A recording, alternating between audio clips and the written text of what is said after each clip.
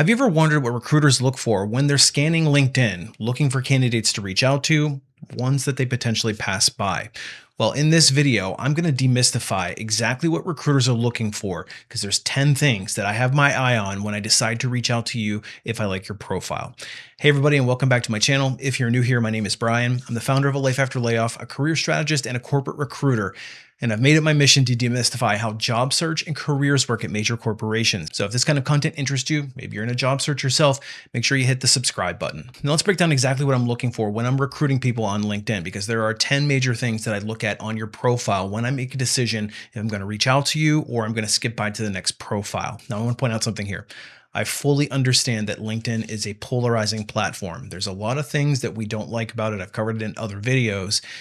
But the fact of the matter is that that is where most recruiters recruit. It's got the largest database of candidates on the planet for recruiters to tap into, to reach out to, and then potentially recruit into their companies. So the fact of the matter is that any recruiter worth their salt is going to spend a fair amount of their day on LinkedIn Recruiter recruiting people, as much as we don't love the tool ourselves. But until there's a better solution out there, we're going to spend our time fishing where the fish are and not trying to be invisible. And I also want to point out that when I recruit people, I am not using the front end of LinkedIn like you probably spend most of your time on. There's a separate login cleverly named LinkedIn Recruiter that allows recruiters to search through a lot of parameters that you might set up on your profile in a more efficient manner. So there's like a million different filtering options that we can narrow down a candidate list to a very detailed and very specific group of people.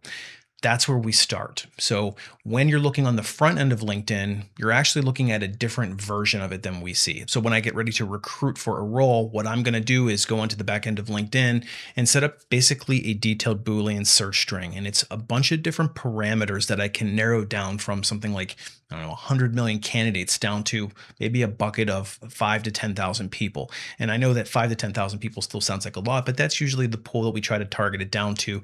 And we do that through very detailed filtering. So it's adding in keywords and different combinations of things and criteria and qualifications so that we have a fairly targeted group of people that we're looking at on our filtering. And then we start looking through the profiles. And this is where it gets very tedious and monotonous for the recruiter, where they have to look through thousands of different profiles in order to get a slate of candidates. So if you want to be discovered on this process, you have to have completeness of your profile. And that's the first thing that we look for is, do you actually have a profile that has stuff on it? If there's nothing there, you're not going to get found by our filtering. So this is really the most basic gatekeeping of all. If your profile is essentially blank, you have nothing on it, it's going to make it very difficult for us to type in the right things in order to discover you. So this is a requirement if you're serious about getting discovered on the LinkedIn platform. So make sure that you've got a reasonably complete profile, at least give us something to work with. Then I'm going to start looking at your titling. That's the second most important thing. So I'm looking through your most recent titles to understand not only the scope of the role that you're doing, but also the level of the role that you are. So if I'm looking for a junior person and you're way too senior, I'll probably filter you out, vice versa. If I'm looking for somebody that's got a lot of experience and you have a very junior title, there's a mismatch. I'm probably just going to skip right by you. Now I'm going to look at both the most current title, but I'm also going to look at your trend of where you got where you are today. So kind of a progression through to the most current title. Then I'm going to start looking at tenure and role. Now, tenure and role means not necessarily that we're looking for people who are job hoppers and trying to screen you out there, but rather I'm looking for somebody that probably hasn't just started a job within the last 3 to 6 months.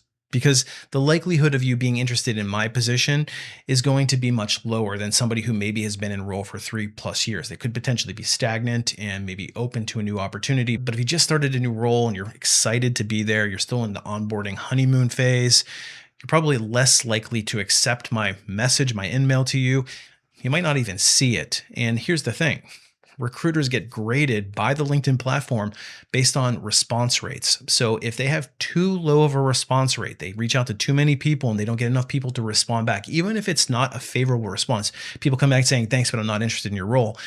LinkedIn still reads that as a positive response back, that you made an outreach and then that there was a response back to it. So if it goes to the recruiter's initial outreach, it actually could impact their metrics long-term. And in some cases, they could get into what we in the recruiting space called LinkedIn jail. Now, why should you care about that? Well, the thing is that we read into your profile in order to determine if you have a high likelihood of responding back to us. So again, those indicators of how long have you been in the role, what your likelihood of responding back to us is, there's actually metrics on the back end of LinkedIn that it tells the recruiting teams how likely these candidates are to outreach. Could show that you don't have good out or response rates back to recruiters. And so it actually puts you into a different bucket. So we have to make a decision. If there's not a good likelihood of you responding back to us, then we're probably going to skip by you in favor of somebody else who might be more likely. So if you're interested in getting recruited by recruiters, I would recommend at least send back a preliminary, even if you're not interested, just thanks for reaching out. Not at this time, but feel free to keep me in mind for future roles. And that's all I would send back to them. But the tenure on role is going to give us one of those leading indicators. So generally we want to look for people who've been in role for a little bit of time because it gives us a higher likelihood of a response. Then we look at location, and obviously location plays a big role in filtering. So hopefully the people that I'm filtering down will be in a geographic region that it's going to work for us. But sometimes people will put locations and they're not actually located there. And so then we have to make a decision if we can actually work with that, if it's a role that requires you to sit in a specific geographic area, or we have to make a determination whether or not we can do the role remote. Some jobs just don't allow for it. Some have a flexibility. So we really need to understand where your location is. Oftentimes, even if this is for remote roles, we still filter by location because you might be supporting a certain group that sits in a time zone. Maybe it's the West Coast of the United States.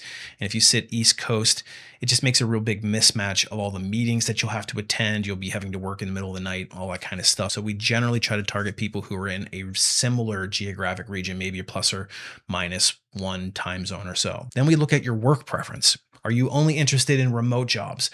Or would you be open to relocation? If so, what areas would you be able to relocate to? And would that work for one of the locations that I'm recruiting for? So I have to make a decision. If I reach out to you, is there a high likelihood that you'd be at least open to the opportunity that I would have in front of me? So work preference is going to be the next thing we look for. Then, of course, there's the keywords, and the keywords are generally what stops the scroll. You have to have the right combination of things for me to even find you in the search. So keywords are going to be very important. And that's why it's probably worth you looking at what keywords are in the market that you're interested in being discovered for and making sure that your profile at least mentions that somewhere. But then we also look at specific deliverables. So once we've confirmed that you do indeed have the keyword, then we actually scan through your LinkedIn profile to look for evidence of, do you actually have a deeper level of skill? Have you delivered anything on it? Have you actually demonstrated the keyword that we're looking for? Oftentimes when people don't have complete profiles, this is a bit of a crapshoot. We could waste an outreach reaching out to you to discuss it and hopefully get back to us. But if you want to de-risk our outreach, just maybe add a little bit of detail as to some of the stuff that you've done and how you've done it. Then I'll take note of the company name. Is it somebody that we recognize? Is it a competitor of ours? Is it in a similar industry to what the company I'm recruiting for is? Does the division you work in complement the division that I'm hiring? Does the job title kind of all match inside of those industries? Are they apples to apples? Then we look at organizations of certain sizes. If I'm working for a major corporation who needs somebody to work at enterprise scale, I need to find somebody that's worked at enterprise scale and not somebody that's working at maybe a 1 or 2 person shop somewhere. So if I'm really interested in all the other stuff, I may go look and do a quick search on who this company is, what industry they're in, kind of what rank they are in the industry. Are they a major player? Are they a small niche company? All that kind of stuff. Then I look for the open to work signal. And this is kind of calling back to the how likely it is that you're going to be responding to my outreach. So some people put the green banner around their profile that says that they're open to work, but recruiters actually don't need that. In fact, we don't even really see that stuff on the back end, but rather there is a setting that you can go in the back end of your LinkedIn profile and select that shows that you're open to work to recruiters only. And that's actually something that helps pull you into a different bucket of candidates when we do our searches. So we're more likely to reach out to somebody who has indicated that they're open to work, even if they're working for a company. And if all of that checks out, then what I'm going to do is look at your past history with the company that I'm recruiting for. We can see basically every activity that you have done with our company in the past. So that means if you've had any interactions with other recruiters on our team at any point in the past applications, any notes that a recruiter on my team or broader team that I've worked with has put anything in the system about you, even if they have reached out to you and you didn't respond back to them, that stuff is all shared by the rest of the recruiters on the team. So we can see the activity. And that's how I know, well, let's see, 4 or 5 other recruiters on my team have reached out to this one candidate over the past 18 months, and they've never once responded positively back to anybody else. I'm probably not going to be the first one. So I'm probably going to skip by reaching out to you. So again, this is why it's worth a quick note back to the recruiter, even if you're not interested, just saying, hey, appreciate the outreach, just not great timing for me right now. Feel free to keep me in mind for future. And then we'll take a note of that and I'll read that in the future. It might be a year from now. I'll read it and say, well, he wasn't interested back then, but maybe now is a better time. So maybe I'll send you another outreach. And now at this point, if everything is checked out, I'm pretty certain I'm going to reach out to you. I'm going to probably put you into the yes bucket, maybe do an outreach message, but I want to point out something that I may or may not do. I'm probably not going to be looking at your headline, probably not going to be looking at your bio, probably not going to be looking at your photograph. In fact, I'm probably not even going to go to the front end or the public facing side of LinkedIn to look at your profile because quite frankly, it's not really that important to me to make a decision on whether or not I want to contact you. A lot of that stuff is actually hidden from the recruiter on the back end of LinkedIn Recruiter, and we're moving really fast. We're going through candidate profile after candidate profile after candidate profile. We're essentially sorting people into different lists really quickly, and honestly, that stuff doesn't really move the needle for us. So we usually find everything that we're looking for before we even get to your headline, your bio, or your photograph. Now, it doesn't mean that other people wouldn't be looking at that. So there's still some value in having a really strong profile in the front end. And I'll probably save that for another video. But these are the things that most recruiters and most recruiting processes go through when they're recruiting on the back end of LinkedIn. Now, obviously, there's a lot of things that you can do to optimize your profile and become more present on the platform to get more recruiters to reach out to you. So if that is something that you're interested in learning, I've actually created a very detailed resource called Unlocking LinkedIn, which breaks down from a recruiter's perspective in much more detail than this video of how we recruit and exactly what it is that we look for and how to position yourself so that you can be the one getting the outreach and getting called versus the person who's getting skipped by and wondering why no recruiters ever reach out to you. So if you want to learn more, I'll leave a link in the video description below. Anyway, hopefully this video brought a little bit more insight into how recruiters recruit and how you can potentially position yourself to be a little bit more visible on the platform. If you need any more help in your job search, make sure you check out the rest of my job search playlist below. Appreciate you watching. See you on the next one.